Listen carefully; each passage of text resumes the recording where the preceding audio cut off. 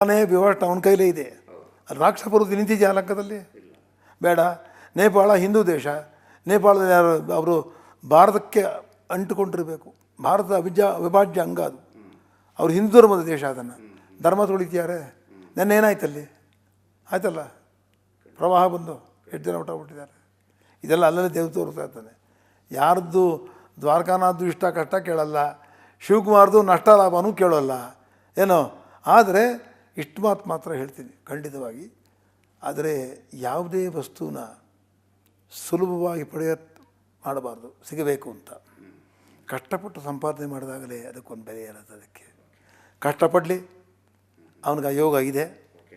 ಆದರೆ ಯೋಗ್ಯತೆಯನ್ನು ಬೆಳೆಸ್ಕೋಬೇಕು. ನಾನೇನು ನಿರ್ದಾಕ್ಷಿಣ್ಯ, ನನಗೇನು ಅವ್ನು ಚೀಫ್ ಮಿನಿಸ್ಟರ್ ನಾನು ಸೈಟ್ ಕೊಡಬೇಕಲ್ಲ, ನನಗೇನು ಬೇಕಿಲ್ಲ, ನನಗೇನು ಕೆಲಸ ಸಿಕ್ಕಲ್ಲ, ರಿಟೈರ್ ಆಗಿಬಿಟ್ಟಿದೆ. Very clear. ನೀವು ಹೇಳೋ ಪ್ರಕಾರ ಹೆಂಗೆ ಅಂತಂದರೆ, ಒಂದು ಸಿದ್ದರಾಮಯ್ಯನವರು ಅಷ್ಟು ಸುಲಭವಾಗಿ ಬಿಟ್ಕೊಡೋದಿಲ್ಲ, ನಂಬರ್ 1. ಎರಡನೇದಾಗಿ ಡಿ ಕೆ ಶಿವಕುಮಾರ್ ಮುಖ್ಯಮಂತ್ರಿ ಆಗ್ತಾರೆ ನಿಜ, ಆದರೆ ಸುಲಭದಲ್ಲಿ ಬಂದದ್ದಲ್ಲ. ಅವರು ಕಷ್ಟಪಟ್ಟೆ ಅದನ್ನು ಪಡ್ಕೋತಾರೆ. ಆ ಟೈಮ್ ಬರುತ್ತೆ. ಓಕೆ, ಈಗ ಇನ್ನಿತರ ವಿಚಾರಗಳಿಗೆ ಬರೋಣ ಗುರುಗಳೇ. 3 ರಾಜ್ಯಗಳ ಚುನಾವಣೆ ಭಾಳ ದೊಡ್ಡ ಮಟ್ಟದಲ್ಲಿ ಸದ್ದು ಮಾಡ್ತಾ ಇದೆ ಈ ವರ್ಷ. ಒಂದು ಮಹಾರಾಷ್ಟ್ರ, ಮತ್ತೊಂದು ಹರಿಯಾಣ, ಮತ್ತೊಂದು ಜಮ್ಮು ಕಾಶ್ಮೀರ. ಮೊದಲಿಗೆ ನಾನು ಜಮ್ಮು ಕಾಶ್ಮೀರಕ್ಕೆ ಹೋಗ್ಬಿಡ್ತೀನಿ. ನನಗೆ ಭಾಳ ಇಂಟ್ರೆಸ್ಟ್ ಇದೆ ಅದರ ಬಗ್ಗೆ ತಿಳ್ಕೊಳ್ಳೋದಕ್ಕೆ. ಯಾಕೆಂದರೆ ಒಂದು 10 ವರ್ಷಗಳ ನಂತರ ಚುನಾವಣೆ ಆಗಿ ಅಲ್ಲಿ ಆಗ್ತಾಯಿದೆ. ಆಮೇಲೆ 370 ತೆಗೆದ ನಂತರದ ಮೊದಲ ಚುನಾವಣೆ. ಆಮೇಲೆ ನಮಗೆಲ್ಲ ಆ ಜಮ್ಮು ಕಾಶ್ಮೀರದ ಮೇಲೆ ಒಂದು ಅಪಾರವಾದಂಥ ಅಭಿಮಾನ. ಯಾಕಂದರೆ ಭೂಲೋಕದ ಸ್ವರ್ಗ ಅಂತೇಳಿ ಅದನ್ನು ಬಿಟ್ಟುಕೊಡುವಂಥ ಪ್ರಶ್ನೆಯೇ ಇಲ್ಲ. ಮತ್ತೊಂದು ಕಡೆ POK ಕೂಡ ನಮಗೆ ಬರುತ್ತೆ ಅನ್ನೋಂಥ ಒಂದು ಮಾತುಕತೆಗಳೆಲ್ಲ ನಡೀತಾ ಇದೆ. ಏನಾಗ್ಬೋದು ಈ ಚುನಾವಣೆ ಜಮ್ಮು ಕಾಶ್ಮೀರದಲ್ಲಿ? ನಾನು ಇಷ್ಟೇ ಹೇಳೋದು, ಜಮ್ಮು ಕಾಶ್ಮೀರ ಇವತ್ತೇನಾದರೂ ಎಕ್ಸಿಡೆನ್ಸ್ ಇದ್ದರೆ, ಒಂದು ಕಾಶ್ಮೀರದಲ್ಲಿ ಶೃಂಗೇರಿ ಶಾರದೆ ನೆಲೆಸಿದ್ದಾಳೆ, ಇನ್ನೊಂದು ಕಡೆಯಿಂದ ವೈಷ್ಣವಿ ದೇವಿ ಇದ್ದಾಳೆ. ಎಲ್ಲವನ್ನು ನೋಡ್ತಾ ಇದ್ದಾಳೆ. ಈಗ ನಾನು ನಿಮಗೆ ಹಿಂದಿನ ಚುನಾವಣೆಯಲ್ಲಿ ಹೇಳಿದ್ದೆ 240 ಸೀಟ್ ಬರುತ್ತೆ ಅಂತ ಹೇಳಿದ್ದೆ, ಲೆಕ್ಕಾಚಾರ ಮಾಡಿ ಹೇಳಿದ್ದೆ. ಬರೀ ನನ್ನ ಬುದ್ಧಿವಂತಿಕೆ ನಾನು ಹೇಳ್ಕೊಳ್ಳಲ್ಲ, ಆ ದೇವರ ಪರಮಾತ್ಮ. ನಾನು ಪ್ರತಿ ತಿಂಗಳು ಹೋಗಿ ಗೊಣಗಬರ ಏನು ಪ್ರಾರ್ಥನೆ ಮಾಡ್ತೀನಿ, ಅವನೇ ನಡೆಸೋನು ಅವನೇ. ನಾನು ದೇವ್ರ ಮೇಲೆ ಡಿಪೆಂಡ್ ಆಗಿರ್ತಕ್ಕಂಥವ್ನು. ಏನು ಪುಸ್ತಕ ಇದೆಲ್ಲ ಕೂತ್ಕೊಂಡು ಮಾತಾಡ್ತೀನಿ ಅಂದರೆ ಓದ್ತೀನಿ, ಓದಲ್ಲ ಅಂತಲ್ಲ, ಅದು ಆ ಹೊತ್ತಿಗೆ ಬರಬೇಕಲ್ಲ. ನಮಗೆ ನಾವು ಹೇಳಿದ್ದು ನಡಿಬೇಕಲ್ಲ, ಪ್ರೇರಣೆ ಆಗಬೇಕಲ್ಲ. ಹೌದು, ನಾನು ಅದಕ್ಕೆ ನಿಮ್ಗೆ ಹೇಳಿ ಹಿಂದೆ 241 ಸೀಟು ಅಂತ ನಮ್ಗೆ ಹೇಳಿದ್ದೆ. ಈಗಲೂ ಕೂಡ ಹೇಳ್ತೀನಿ. ಈಗ ಮೋದಿಯವರು ಆಗಲೇ ಬಲಹೀನರಾಗಿದ್ದಾರೆ. ಅವರಿಗೆ ಬಲಹೀನರಾಗಿದ್ದಾರೆ. ಆ ಬಲಹೀನತೆಯಲ್ಲಿ ಯಾವ ರಾಜ್ಯಕ್ಕಾಗಲಿ ರಾಷ್ಟ್ರವನ್ನು ಕಾಪಾಡೋಕ್ಕಾಗಲಿ ಪರಿಪೂರ್ಣದ ಮನಸ್ಸೇ ಹೋಗಿಲ್ಲ ಅವ್ರಿಗೆ. ಈಗ ರಾಹುಲ್ ಗಾಂಧಿ ವಿಚಾರಕ್ಕೆ ಬರೋಣ. ನೆಹರು ಆಯಿತು, ಇಂದಿರಾ ಗಾಂಧಿ ಆಯಿತು, ರಾಜೀವ್ ಗಾಂಧಿ ಆಯಿತು, ಆನಂತರ ರಾಹುಲ್ ಗಾಂಧಿ. ನೀವು ಕೂಡ ಹೇಳಿದ್ರಿ, ನಾವು 50-60 ವರ್ಷಗಳ ಕಾಲ ನೋಡಿದ್ದೀವಿ ಕಾಂಗ್ರೆಸ್ ಆಡಳಿತವನ್ನು ಅಂಥೇಳಿ. ಪ್ರಜಾತಂತ್ರ ವ್ಯವಸ್ಥೆ ಅಂತಂದರೆ ರಾಜ್ಯ ವ್ಯವಸ್ಥೆ ಅಲ್ಲ. ಮಗನಿಂದ ಮಗನಿಗೆ, ಮಗನಿಂದ ಮಗನಿಗೆ, ಮಗನಿಂದ ಮಗನಿಗೆ ಅಲ್ಲ. ಈಗಲೂ ಕೂಡ ಕಾಂಗ್ರೆಸ್ ಪಾರ್ಟಿ ರಾಹುಲ್ ಗಾಂಧಿಯವರನ್ನೇ ಯಾಕೆ ನೆಚ್ಕೋಬೇಕು ಅಂತ ನನ್ನದೊಂದು ಪ್ರಶ್ನೆ. ಯಾಕೆ ಈ ಭಾರತ ಮಾತೆ ಬಂಜೆ ಇದ್ದಾಳ? ಬೇರೆಯವರಿಗೆ ಯಾಕೆ ಜನ್ಮ ಕೊಟ್ಟಿಲ್ವೇ? ಅದ್ಭುತ ನಾಯಕರು ಹುಟ್ಟಿ ಬರೋದಕ್ಕೆ ಸಾಧ್ಯವಿಲ್ವೇ?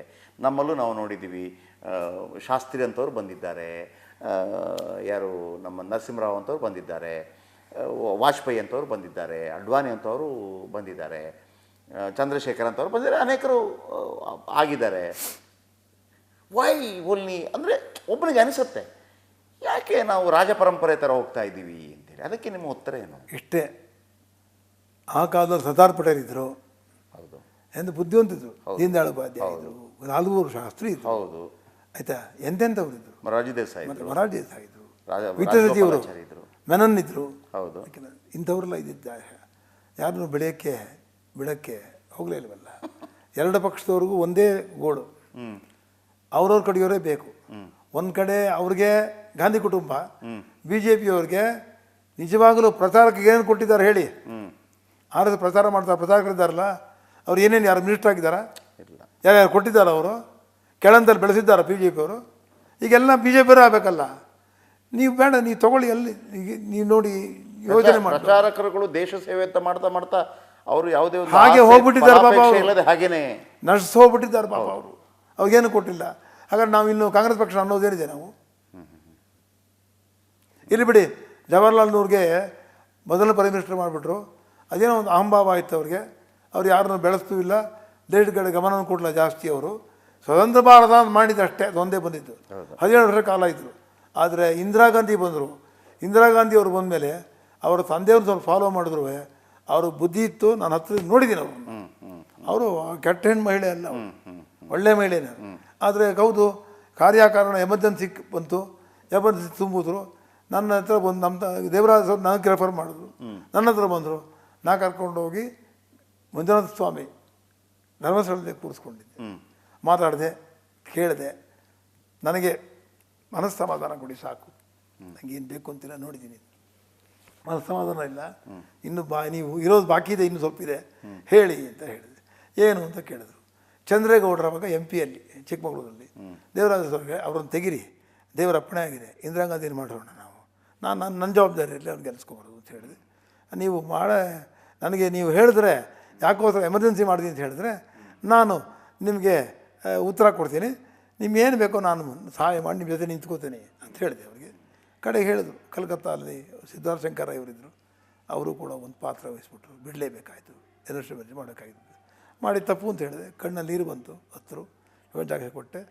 ಈಗ ನಾನು ಚುನಾವಣೆ ನಿಲ್ಲಿಸ್ತೀನಿ, ಗೆಲ್ತೀರಾ, ಉಪಯೋಗವಾಗಲ್ಲ, 10 ವರ್ಷ ಆಮೇಲೆ ಆಳ್ತೀರಾ ಅಂತೇಳಿ 10 ವರ್ಷ ಇದ್ದರು ಆಮೇಲೆ ಅವರು.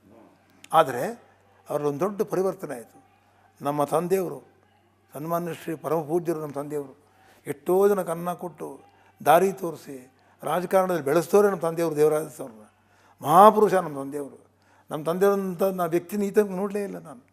ಲಾಲ್ ಬಹದ್ದೂರ್ ಶಾಸ್ತ್ರಿ, ನಮ್ಮ ಅಪ್ಪನೂ ಹಾಗೆ ಕುಳ್ಳಗಿದ್ದರು, ಲಾಲ್ ಬಹದ್ದೂರ್ ಶಾಸ್ತ್ರಿ ಒಬ್ಬ ಕುಳ್ಳಗಿದ್ದ, ಅಷ್ಟು ನೋಡಿದ್ದೆ. ನೋಡಿ ನಮ್ಮ ತಂದೆಯವರು ಹೇಳಿದ್ರು ಇಂದಿರಾ ಗಾಂಧಿಯವರಿಗೆ, ನೀವು ಬನ್ನಿ, ದೇವರಾಜ ಹೆಸರನ್ನು ಕರ್ಕೊಂಡು ಬನ್ನಿ, ಬೆಂಗಳೂರಲ್ಲಿ ಶಂಕರಮಠದಲ್ಲಿ ಕ್ಯಾಂಪ್ ಇದ್ದಾರೆ ಇಂದಿರಾ ಗಾಂಧಿಯವರು, ಒಂದು ಭೇಟಿ ಮಾಡಿಸೋಣ ಅಂತ. ಸರಿ, ದೇವರಾಜ ಹೆಸರು ನಾವು ಹೇಳಿದಿಲ್ಲ ಅಂತಿಲ್ಲ, ಸರ್ ಕರ್ಕೊಂಡು ಹೋಗೋಣ ಬನ್ನಿ. ಹಿರಿಯ ಆಶೀರ್ವಾದದಲ್ಲಿ ಹೆಂಗಾಗುತ್ತೆ ಸರ್? ನಿಮ್ಮಪ್ಪನ ಆಶೀರ್ವಾದದಲ್ಲಿ ಬಂದುಬಿಟ್ರೆ ನೀವು? ನಾನು ಬಂದಿದ್ದೀನ? ಮತ್ತು ಗುರುವಿಗೆ ನಾವು ಗೌರವ ಕೊಡೋದೇನಾಗುತ್ತೆ? ಬಂದರು, ಆಶೀರ್ವಾದ ಮಾಡಿದ್ರು.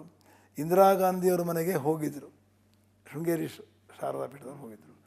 10 ವರ್ಷ ರಾಷ್ಟ್ರ ಆಳಿದ್ರು, ಚೆನ್ನಾಗಿ ನಡೀತು, ಎಲ್ಲ ಇತ್ತು. ಯಾಕೆ ಈ ಕುಂಟ್ತಾ ಇದ್ದಾರೆ ಅಂತಂತ ಇವರು ಯಾವ ಒಂದು ಪೀಠವನ್ನು, ಶೃಂಗೇರಿ ಪೀಠಕ್ಕೆ ಎಲ್ಲಿ ಇವ್ರು ನಡ್ಕೊಂಡ್ರು ಕಾಂಗ್ರೆಸ್ದವರು, ಇಂದಿರಾ ಗಾಂಧಿ, ರಾಜೀವ್ ಗಾಂಧಿ ಎಲ್ಲ ನಡ್ಕೊಂಡ್ರು, ಆ ಪೀಠಕ್ಕೆ ಸರಿ ನಡ್ಕೊಳ್ಳಿಲ್ಲ. ಅದಕ್ಕೆ ಇವರಿಂದ ದೂರ ಆಗೋಯ್ತು. ಯಾರು ನಡ್ಕೋಬೇಕೀಗ? ನಡ್ಕೋಬೇಕಲ್ವ, ಕಾಂಗ್ರೆಸ್ ನಡ್ಕೋಬೇಕಾಯ್ತಲ್ವ? ಅಂದರೆ ಏನು ರಾಹುಲ್ ಗಾಂಧಿ ಹೋಗಿದಾರ? ರಾಹುಲ್ ಗಾಂಧಿ ಬರಬೇಕು. ಮತ್ತು ಏನು ಉಪಯೋಗ? ಏನು ರಸ್ತೆಯಲ್ಲಿ ಹೋಗಿ ಕ್ಯಾಂಪೇನ್ ಕೊಟ್ಟೋಗ್ಬಿಟ್ರೆ ಬಂದ್ಬಿಡ್ತಾರ? ಹೋಗಬೇಕು, ಕೂತ್ಕೋಬೇಕು, ಸದ್ವಿದ್ಯಾಬುದ್ಧಿ ಕಲ್ತ್ಕೋಬೇಕು, ಅವ್ರನ್ನ ಕೇಳಬೇಕು ಏನು ಮಾಡಬೇಕು ಅಂತ. ಅಪಾರ ತಪಸ್ಸೆ ಸರ್. ಹೌದು, ಈ ರಾಷ್ಟ್ರದ ಅಗಲುದ್ದದಲ್ಲಿ ತಪಸ್ಸೆ ಜಾಸ್ತಿ. ನೀವು ಬದುಕಿರೋದು ಮಹಾತ್ಮರಿಂದ, ತಪಸ್ವಿಗಳಿಂದ, ಅಲ್ಲ, ನಮಗೆ ಅನುಷ್ಠಾನ ಮಾಡೋದ್ರಿಂದ, ಗುರುಗಳಿಗೆ. ನಾವು ಶಂಕರಾಚಾರ್ಯರು ಭಾರತವನ್ನು ಎಷ್ಟು ಬಾರಿ ಸುತ್ತಿದ್ರು ಅಂತೇಳಿ ಒಮ್ಮೆ ನೋಡಿದಾಗ ಸಾಧ್ಯ ಇದೆಯಾ ಅಂತ ಅನಿಸುತ್ತೆ. ತಪಸ್ಸಿನ ಫಲ ಅಲ್ಲದ ಸಾಧ್ಯವೇ ಇಲ್ವಲ್ಲ. ತಪಸ್ಸೆ ಅದಕ್ಕೆ ಅಲ್ಲಿ ಆ ಕಾಂಗ್ರೆಸ್ವರಿಂದ ದೇವರೇ ಬೇರ್ಪಡಿಸ್ಬಿಟ್ಟ. ಹೌದು, ಈಗ ನೀವು ಯಾರಿಗೇನು ಬೇಕು? ನೀವು ಹೇಳ್ತಿರೋದು ಕಾಂಗ್ರೆಸ್ಗೆ ದೇವರ ದಯೆ ಇಲ್ಲ. ಹಾಗೆ BJPಗೆ ಯಾರಿದ್ದಾರೆ? ಗುರುಗಳೇ ಇಲ್ವಲ್ಲ. ಪ್ರಧಾನಮಂತ್ರಿ ಗುರುಗಳು ಯಾರಿದ್ದಾರಲ್ಲಿ? ಯಾವ ಗುರುಗಳ ಹತ್ರ ಹೋಗಿದ್ದಾರೆ ಅವರು? ರಾಮನ್ನ ಸ್ಥಾಪನೆ ಮಾಡಿ, ಬಾಲರಾಮ ಅವನು ನಮ್ಮ ದಕ್ಷಿಣ ಭಾರತಕ್ಕೆ ಬಂದಿದ್ದು ನಿಜವಾದ ರಾಮ. ದಕ್ಷಿಣಕ್ಕೆ ಬಂದವನು ಲಂಕದಲ್ಲಿ ದಕ್ಷಿಣದಲ್ಲಿ ರಾಮನನ್ನು ಸೋಲಿಸಿ ಏನೋ ಅಯೋಧ್ಯೆಯನ್ನು ಸ್ಥಾಪನೆ ಮಾಡೋಕ್ಕೆ ಹೋದ. ಈ ರಾಜನಾಗಿದ್ದು ದಕ್ಷಿಣ ಭಾರತದಿಂದ. ಹೌದು, ದಕ್ಷಿಣ ಭಾರತಕ್ಕೆ ಏನು ಕೊಟ್ಟಿದ್ದೀರಾ ನೀವು? ಏನು ಕೊಟ್ಟಿದ್ದೀರಾ ಹೇಳಿ ಸ್ವಲ್ಪ?